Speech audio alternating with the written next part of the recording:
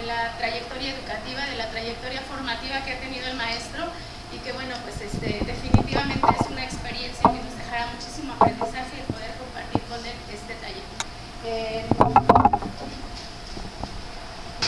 Bueno, pues el doctor psicoterapeuta Pedro Manuel Bayote, que es egresado de la Escuela Normal de Chalco, la licenciatura de Pedagogía, si lo pasan por favor. Tiene la licenciatura en Psicología Educativa por la Escuela Normal Superior de Catepec, licenciatura en Psicología Clínica por la Universidad Autónoma Metropolitana, especialización en Psicoterapia Gestáltica del Colegio Gestáltico Mexicano, diplomado en Desarrollo de Habilidades Docentes por el Tecnológico de Monterrey, Campus Estado de México, diplomado en Competencias Docentes por la Universidad Iberoamericana, Campus Santa Fe, diplomado en Estrategias y Recursos Educativos, el uso de portafolios, UNAM, diplomado en Estrategias y Recursos Educativos por ANUYES, diplomado en Resolución de Conflictos por la Universidad Latinoamericana de México, un diplomado en el manejo de conductas delictivas de menores infractores, diplomado en manejo de estrategias para la enseñanza del inglés por la Normal 3 del Estado de México, diplomado en Gestión y Liderazgo para directivos de educación básica, maestría en Ciencias Penales con especialidad en Criminología y Criminalística por INACIPE de la Procuraduría General de la República. Y bueno, pues finalmente el doctor recibe mención honorífica en Ciencias de la Educación por SCE México.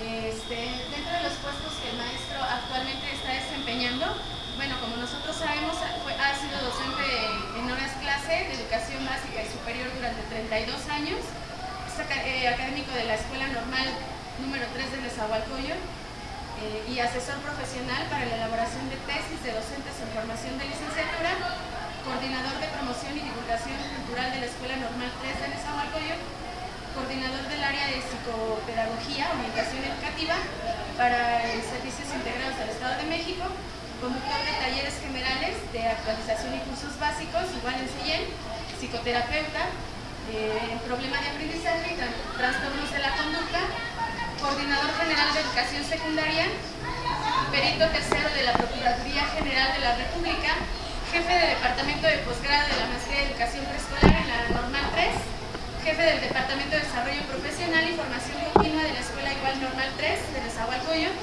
académico de la UPN, titular del seminario de tesis 1 y 2 con el logro académico compartido con el colegio y cuarto grado de egresados, igualmente de la UPN 152, que es la sede regional aquí en Ciudad Nezahualcóyotl. Pues como podemos darnos cuenta, el currículum del maestro es bastante extenso, no terminaría igual ahondando en las presentaciones que ha tenido, por eso les comparto que bueno, pues es una experiencia de aprendizaje, esperando que bueno, podamos compartirla y en especial pues todo el agradecimiento, maestro, por la disposición ante este taller, y a ustedes también se los reitero. Gracias, pues ahora sí comenzamos. No, es que la parte aburrida de todo el currículum que más importa es tener la oportunidad de trabajar con ustedes. Pero bueno, vamos a hacer lo posible. Ramón Satatsiri me pidió que apoyara con un poquito de trabajo acerca de lo que es competencias. Pero para poder retomar competencias tenemos que remontarnos a algo que es muy importante, que es el plan de estudios. Dentro del plan de estudios, algo que tendríamos que ir reconociendo es el aspecto normativo de las competencias. ¿Cómo es que surge ese plan de estudios? ¿A partir de qué surge ese plan de estudios? Y aquí, quienes tenemos un poco de trayectoria dentro de la educación secundaria, dentro de la educación básica, sabemos que ha habido varias reformas, varios cambios, desde el 93, cuando se dan los primeros movimientos, los cambios oficiales del plan de estudio. Pero eso no solo se queda a nivel secundario, sino que hay otro tipo de movimientos que se dieron también dentro de la reforma, que han sido los cambios de educación preescolar, los cambios de educación primaria. Hablamos de una segunda reforma, que en aquel entonces le dieron por llamar la RES, que el nombre lo cambiaron después porque sonaba bastante raro, cuando se hace la reforma de educación secundaria en 2006, y otro tipo de situaciones que se dan. Lo que ustedes tienen ahí solo es una mención de los documentos oficiales que han ido surgiendo, las fechas, para que ustedes tengan el registro de cómo se han dado estos movimientos y qué ha ido ocurriendo.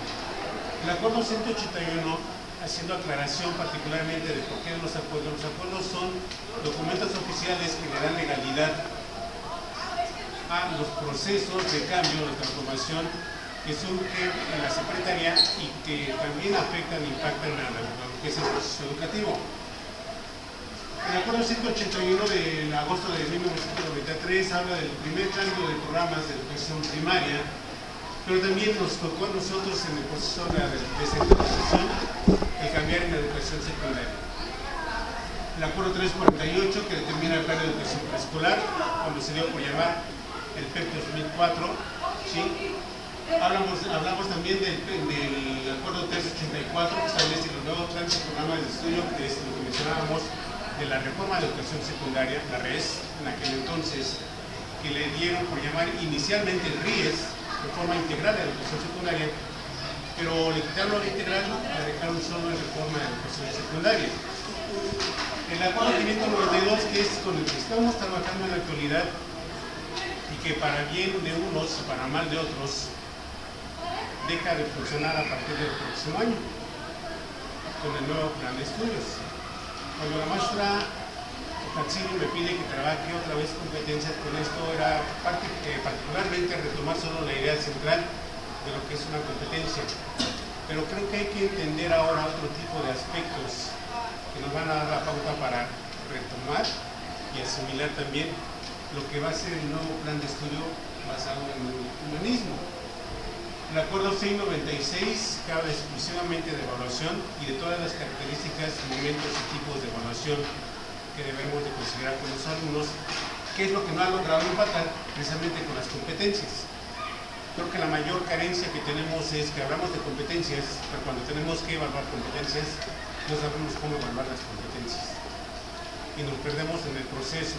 Y lejos de hacer una evaluación que nos permita entender qué es una competencia, hacemos una evaluación cuantitativa de lo que es un proceso de aprendizaje, no de una competencia.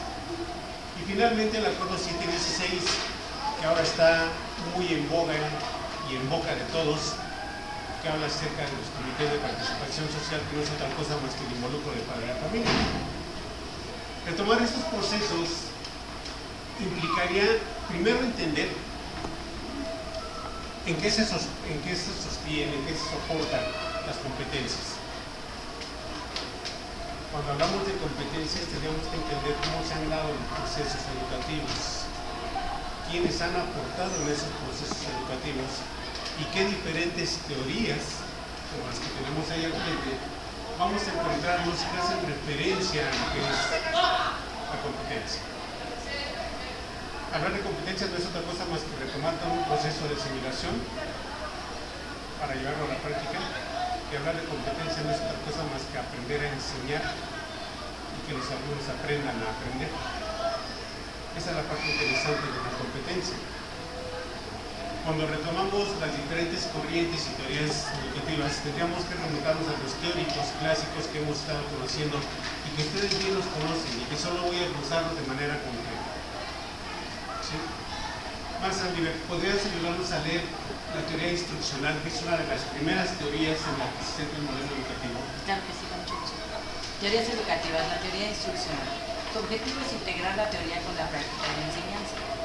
Sus características principales es vincular los factores y elementos constitutivos de un proceso didáctico, tales como objetivos, contenidos, actividades programadas, recursos empleados, evaluación o relaciones sociales existentes en el aula y en la escuela. Otra de sus características es el concepto de andamiaje, que refiere a una forma de promover el aprendizaje mediante el descubrimiento guiado, el cual le permite al docente o facilitador llevar de manera espontánea y natural el proceso de construcción del conocimiento en el alumno. Esto es lo que quiero Sigmund Freud. Cuando hablamos de Blumen, hablamos de una de las teorías más importantes de lo que es la teoría del aprendizaje significativo, pero retomamos un aspecto que para nosotros fue sustancial cuando estábamos a nivel de estudiantes de la normal, cuando estábamos estudiando para la carrera que estamos llevando. El andamiaje. ¿Pero qué es el andamiaje? ¿Qué entendemos por andamiaje? ¿Qué entiendes por andamiaje? ¿Cómo lo asimilas tú, el concepto de Jerome? Como el apoyo que se le brinda a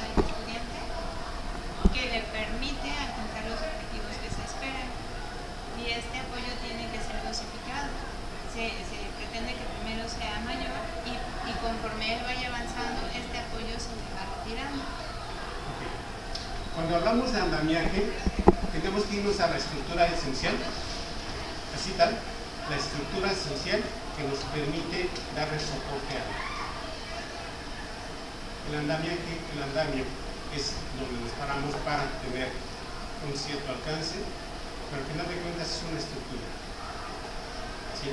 Cuando hacemos la analogía de la estructura cognitiva con la estructura física, nos damos cuenta que es lo que le da soporte a lo que queremos construir el conocimiento. Jerome Bruner precisamente retoma de ahí la teoría. Tenemos que darle al alumno a partir de lo que trae. Él trae un aprendizaje previo. Ese aprendizaje previo lo puede utilizar en cualquier momento. Pero si nos vamos a las etapas iniciales de los niños, nos vamos dando cuenta de que cuando trabajamos con un pequeñito de 3 años, el niño aprende a subirse a la silla para llegar a la mesa del comedor y tomar sus alimentos. Pero la habilidad que tiene para aprender a subirse a la silla es la parte del andamiaje que él tiene. ¿Cómo lo hizo? Por imitación. ¿Cómo lo hizo? Por ensayo-error. ¿Cómo lo hizo? Por experimentación directa. ¿Cómo lo hizo? Copiando de otra persona cómo sentarse en la silla. Pero esa estructura cognitiva es lo que le va a dar a él la oportunidad de tener un aprendizaje previo. Cuando trabajamos la propuesta educativa, nos damos cuenta de que para que un alumno logre aprender, necesita tener un aprendizaje previo. Y ese aprendizaje previo está plasmado en el plan de estudios. Y habla de conceptos como aprendizajes previos. ¿Sí? Y habla de otros conceptos que iremos descubriendo ahorita, pero lo importante es ir armando la idea de cómo se van haciendo las aplicaciones de cada uno de los teóricos en función de un modelo educativo. Está plasmado en nuestro plan de estudios, en el actual. Y que si revisamos y le rascamos al nuevo plan de estudios 2016, tiene nuevamente el soporte de los mismos teóricos por un enfoque ahora de tipo humanista. Esa es la parte interesante que vamos a ir descubriendo. Una segunda teoría educativa es la teoría del aprendizaje significativo. Isidro, ¿nos quieres ayudar a leer esta parte del aprendizaje significativo? Claro. Teoría del aprendizaje significativo. Su perspectiva del aprendizaje se fundamenta en el término de estructura cognitiva, que se define como el conjunto de saberes que un individuo posee en un determinado campo de conocimiento. Cuando estos saberes ya existentes se relacionan con la nueva información, no en una suma de conceptos, sino en una vinculación interactiva, donde se genera el aprendizaje, los principios de aprendizaje así propuestos ofrecen el marco para el diseño de herramientas metacognitivas que permiten conocer la organización de la estructura cognitiva del educando. De este modo, la labor educativa no parte de un cero, lo cual implica que, para que adquiera significado la nueva información, se debe construir el conocimiento a partir de los conceptos y aprendizajes con los que cuenta el alumno. David Paul Ausweg. Cuando hablamos del aprendizaje propuesto por Ausweg, rompemos con aquella imagen que alguien nos puso cuando éramos estudiantes de normal, que nos decía, los niños son una página en blanco en la que tenemos que escribir para definir qué va a ser su vida. No es cierto. Los niños no vienen en blanco. A partir de que tienen una experiencia, un acercamiento, una relación o una interacción con los demás, los niños empiezan a aprender. En consecuencia, no vamos a encontrar jamás un niño en blanco. Incluso los niños con algunas discapacidades traen aprendizajes previos que les permiten, ¿sí?, sobresalir y que les permiten cubrir sus propias necesidades. Las páginas en blanco no existen, y menos en seres humanos. Cuando retomamos la propuesta de Jerome Bruner, tenemos que retomar primero que el aprendizaje que nos habla del andamiaje se complementa con la propuesta de Ausweg.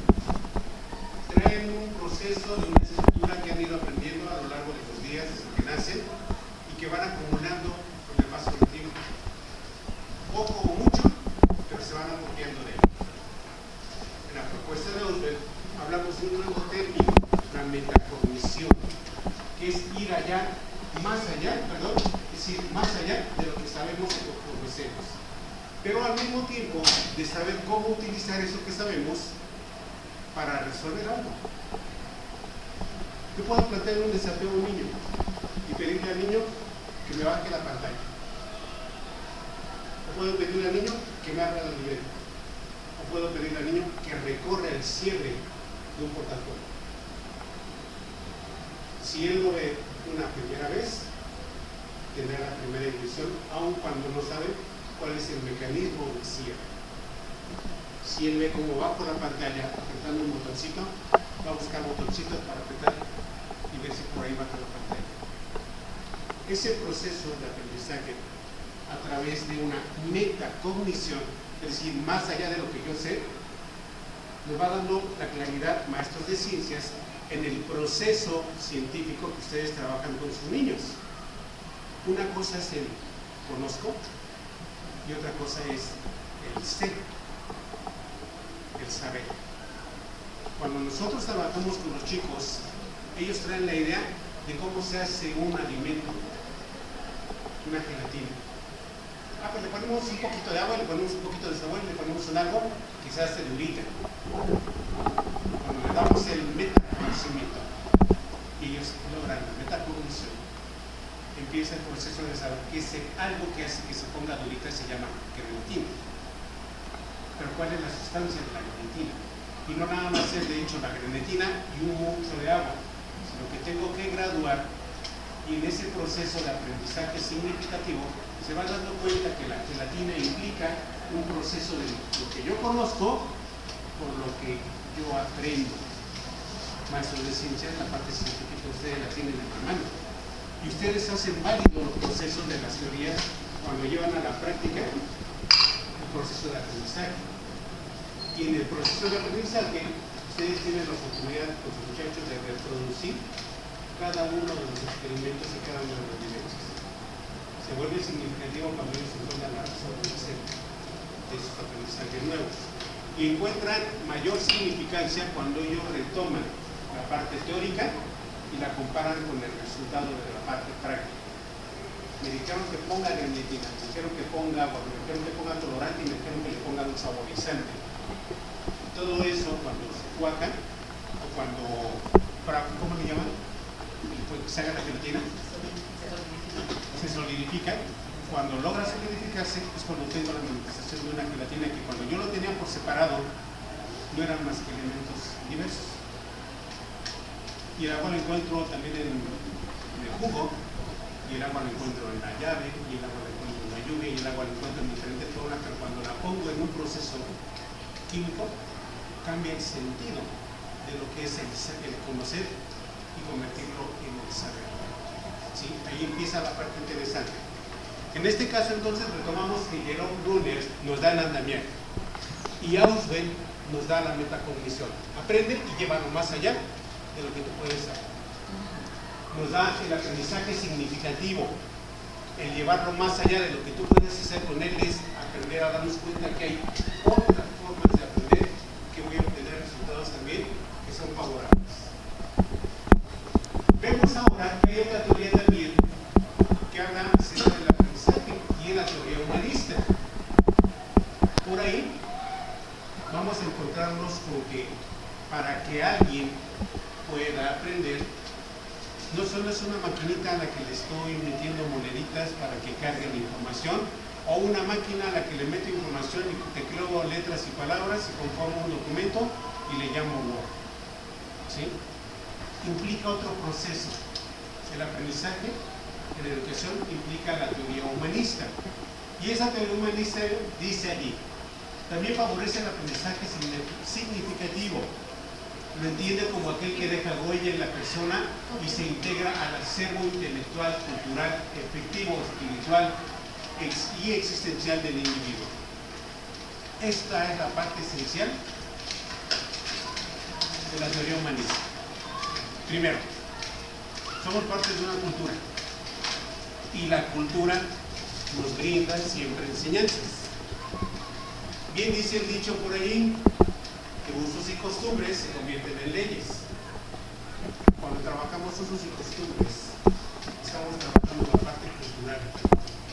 Y cada ente, cada grupo social, cada cultura nos da un aprendizaje distinto. Cuando hacemos ese proceso de la multiculturalidad, nos encontramos ahora con el aspecto que está manejándose por parte de la OCDE. ¿Qué nos pide la OCDE? Que todos hablamos con las mismas competencias universales. Y a esto le llaman, como en el plan de estudio nuestros, estándares curriculares. Esos estándares curriculares no son más que medidas indicadoras que nos comparan con otros países, pero que nos dan la oportunidad de saber que si yo me voy a Brasil, con mis competencias logradas, yo puedo insertarme en el modelo educativo brasileño sin ningún problema. Si alguien viene de Checoslovaquia a México y trae las mismas competencias, se puede insertar al mismo proceso educativo que en México porque son competencias universales. Un poquito más adelante hablaremos de algo que ustedes han oído hablar, que le llaman competencias tuning. Y las competencias tuning no son otra cosa más que parámetros internacionales que de manera profesional nos está exigiendo la mundialización y la globalización. Esta es la parte interesante que nos aporta ahorita, por ejemplo, Maslow. Otro punto dice, su objetivo es retomar el concepto en remarcar la relación de los conocimientos nuevos con los conocimientos y experiencias ya existentes. Ya no solo lo que traigo, es cómo utilizo lo que traigo y le sumo lo que adquiero. Pero en ese proceso de sumarle va él reforzar mi propia identidad. Cada uno de nosotros aprendemos de manera diferente y cada uno tenemos un acervo, un cúmulo de cultura, un cúmulo de conocimientos diferentes al de mi compañero de punto, al de mi amigo, al de mi amiga, al de mi compañero de clase. No importa el grado en el que yo esté. Incluso compartiendo el mismo grado, mi nivel de aprendizaje es diferente al que manejan los otros. La cultura, el afecto, la espiritualidad y el intelecto se van conformando con el paso del tiempo y a base de las experiencias que cada uno de nosotros vamos viviendo. Esa es la cosa que nos da Maslow. Entonces tenemos el aprendizaje de andamiaje, una estructura, el aprendizaje significativo y ahora el aprendizaje basado en la cultura, el intelecto y el acervo personal. Tres características que van a conformarse dentro de lo que es una competencia. Hay una cuarta teoría, la teoría psicogenética. De esta hemos ido y venido, de esta la sabemos y la conocemos, de esta nos han hablado y nos han dicho, y simplemente le llamamos la teoría de Piaget. Maestro Víctor, ¿nos puedes ayudar con la teoría de Piaget? Sí, teoría psicogenética. Una de sus principales aportaciones fue la división del desarrollo cognitivo en etapas, cada una caracterizada por la posesión de estructuras lógicas cualitativamente diferentes, las cuales expresan en ciertas capacidades que, al tiempo que funcionan como indicadores del desarrollo, imponen restricciones a los niños. La asimilación, las experiencias de los individuos se alinean con su representación interna del mundo. La acomodación, en cambio, remarca la representación mental del mundo para que sea posible adaptar o incluir nuevas experiencias. Al actuar con una expectativa errónea del modo en que funciona el mundo, se tienen altas probabilidades de fallar. Cuando esto ocurre y se acomoda el incidente al mismo tiempo que se reformula la idea sobre cómo funciona el mundo, se aprende de cada experiencia. Esta consecución nos permite respaldar uno de los puntos más representativos de la psicogenética. Para esta teoría, los niños construyen activamente su propio mundo al interactuar con él del exterior. Por último, cabe resaltar que los esfuerzos de diferentes investigadores para llevar las ideas de Piaget a la educación son conocidos como pedagogía operativa. operatorio. Ok, ¿qué nos dice en este caso Peña? Hay dos momentos en los que podemos aprender.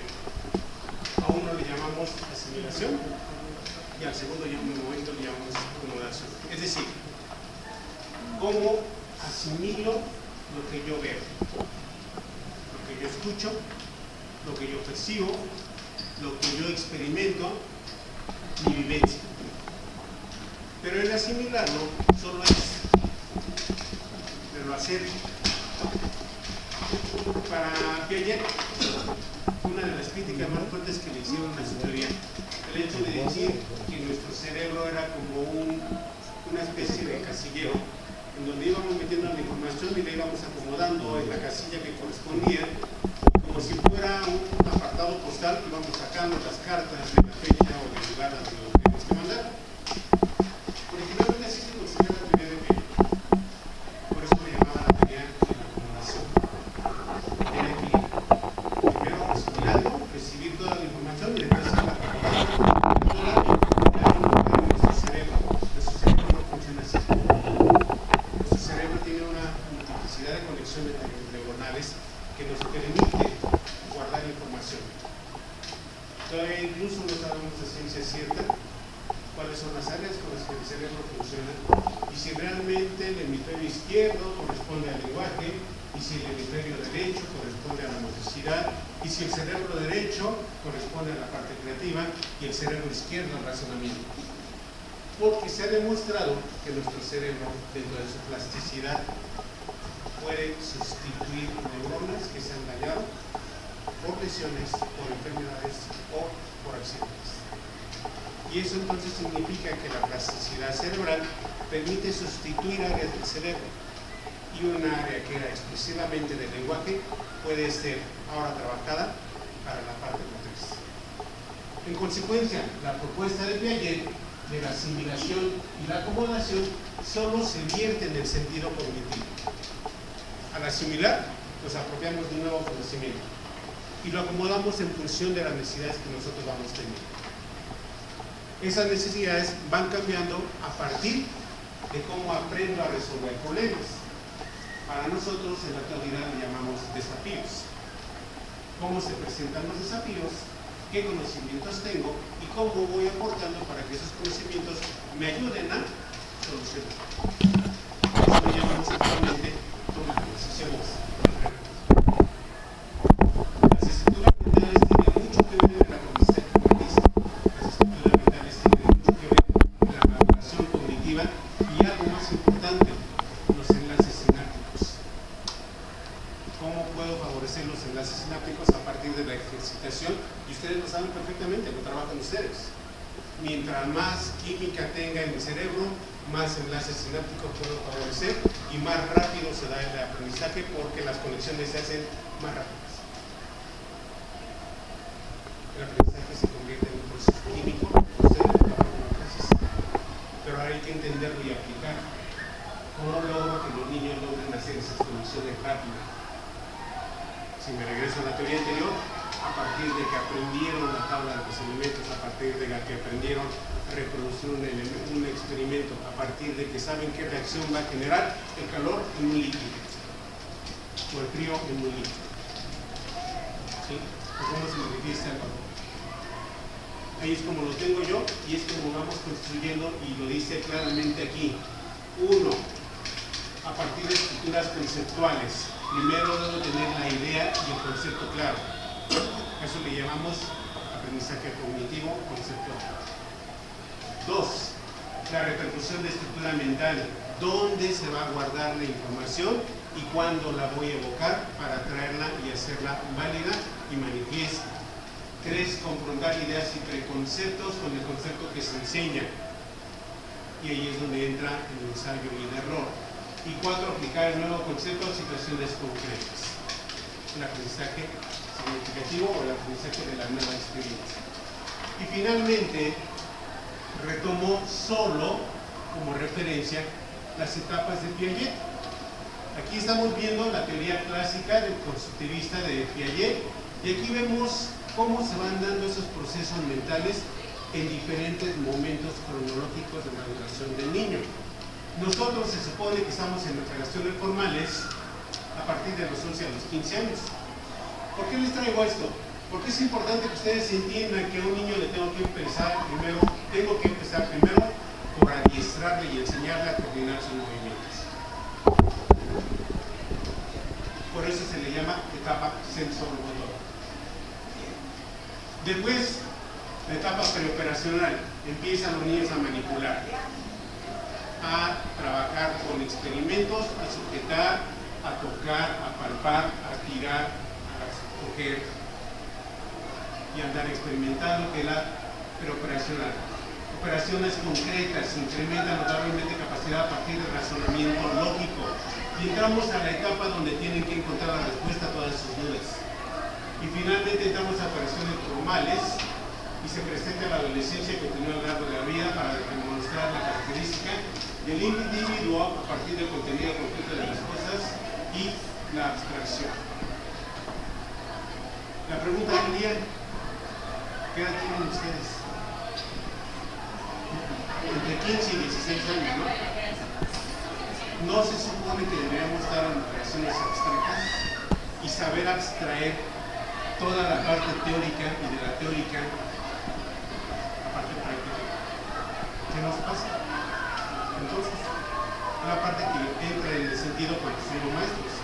Si somos maestros, nosotros estamos en la capa más alta. Lo mismo preguntaría, ¿qué pasa cuando hablamos entre competencias de nuestra habilidad lectora? Se supone que la más alta se logra en sexto grado y se formaliza en la secundaria. La comprensión y la producción de obras literarias. Si ya tengo lectura de comprensión y producción de obras literarias, ¿qué pasa con nuestras publicaciones? Que no tenemos publicaciones o artículos que les induzcan a los alumnos a revisar un folleto y de un folleto aprender a plasmar como recurso didáctico, de un folleto aprender a plasmar la reproducción de un experimento, no de un cuadernillo de prácticas, de un folleto de alimentos. Y nuestra parte creativa la vamos a quitar. ¿Qué pasa con nuestro lenguaje? Se supone que nuestra curva de aprendizaje del lenguaje en los adultos en esta edad, a partir de los 23 años, deberíamos estar manejando 2 millones de palabras. ¿Qué pasa con nuestra habilidad lectora? Se supone que hasta los 18 años tendríamos la capacidad de estar leyendo por minuto 2.500 palabras. ¿Cuántas logramos leer? Si esto lo vamos trasladando a lo que son las competencias, entonces, ¿cómo exigirle a nuestros alumnos competencias cuando nosotros carecemos de las competencias que ellos deben estar desarrollando? El referente somos nosotros. Y al ser nosotros el referente, tenemos que estar trabajando precisamente con esos aspectos.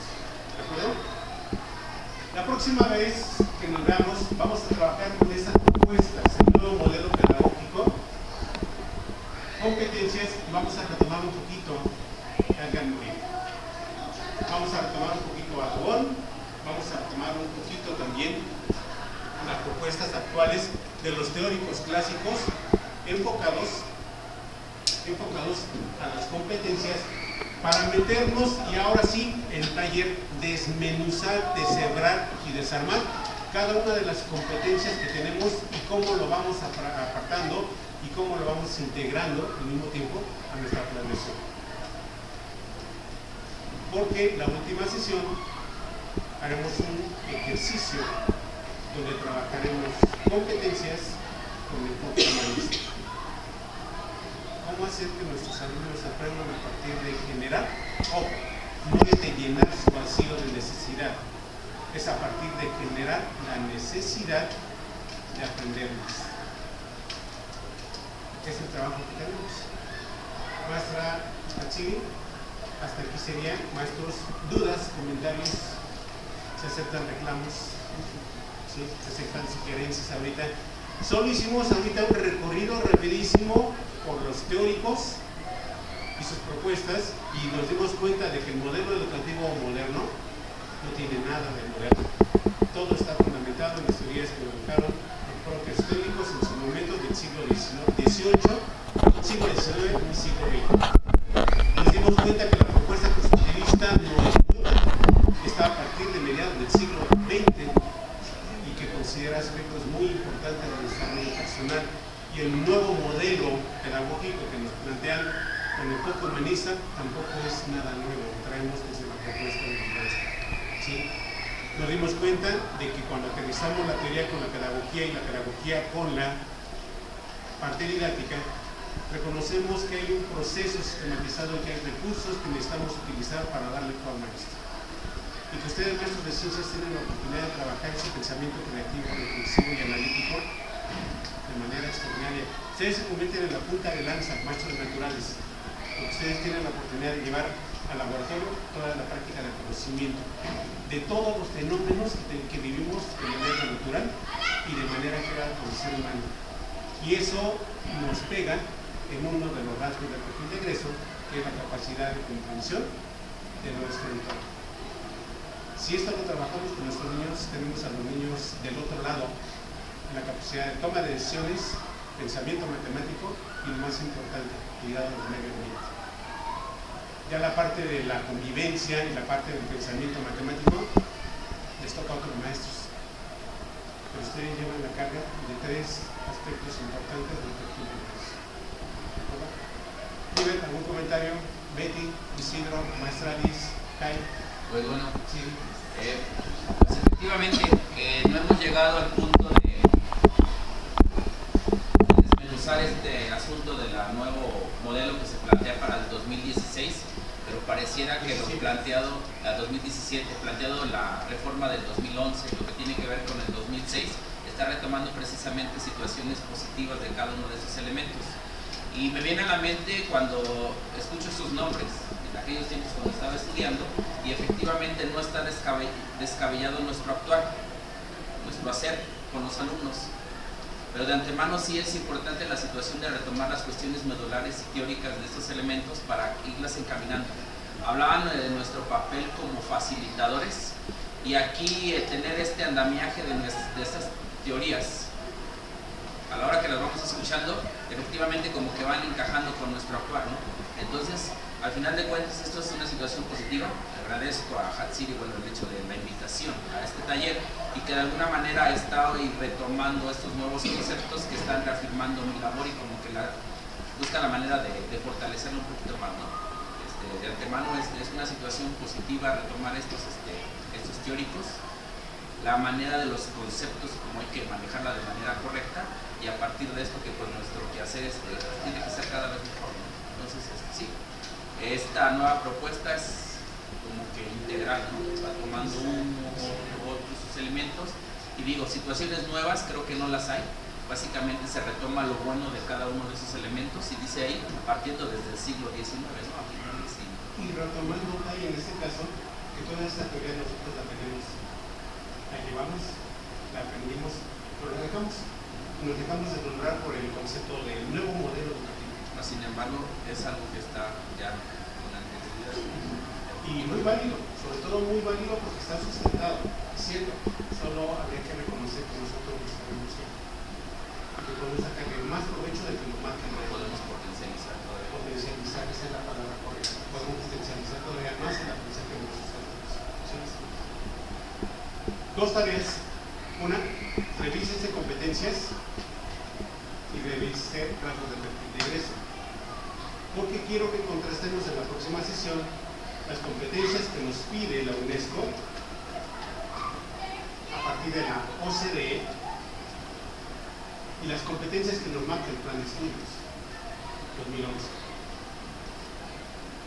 Yo traeré las competencias de la OCDE, revisen las competencias, así es, competencias para el alumno, y traer las competencias tuning que de manera profesional debemos estar manejando para cubrir los rasgos de la globalización y de la mundialización, que son dos aspectos muy interesantes que nos hablan de las TICs, de esa conectividad mundial. Por eso, muchas gracias por el día de hoy. Espero no haber sido demasiado reiterativo, pero creo que eso nos permite entender de dónde viene nuestro modelo educativo, y que es un modelo bien fundamentado, pero que no lo hemos logrado utilizar con una sencillez, no lo leímos. Pero cuando nos damos cuenta que esto ya lo leímos, está ahí, está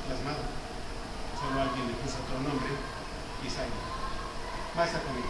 Gracias, maestro. Compañeros, buenas tardes. Buenas tardes. Qué bueno que me tocó estar en este último momento. Recapitulación probablemente de lo que es la plática que están llevando. Miren, maestro, yo creo que es importante que revisemos por qué es nuevo modelo educativo. El retomar la palabra nuevo modelo no es por la situación de nosotros, los educadores,